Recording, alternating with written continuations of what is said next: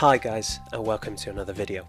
Today I'm going to be showing you how to pick a colour from an image in Photoshop.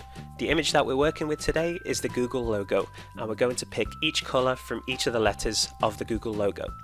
Now the first thing we need to do is select the eyedropper tool. So you want to navigate to the left hand side here, and you want to select the 6 tool down, and that is the eyedropper tool. So here's the 6 tool down, and you want to double click on it. Now that you've got it selected, you want to navigate to the image and select the colour you want to pick. So I'm picking the blue colour, simply left click on it to select it.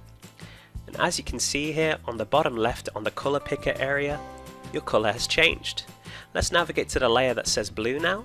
Let's select it and let's go back to the paint tool and let's colour in this layer. And as you can see, the text for the blue disappears, showing us that it is an exact colour match. Let's do that for the other colours real quick. Go back to the colour picker, select the colour that you want, select the bucket tool and select the red layer.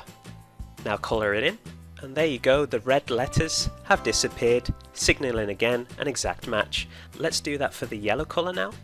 Click on the yellow tab and navigate to the eyedropper tool. And let's select the yellow colour this time. Go back to your paint bucket and colour in the layer.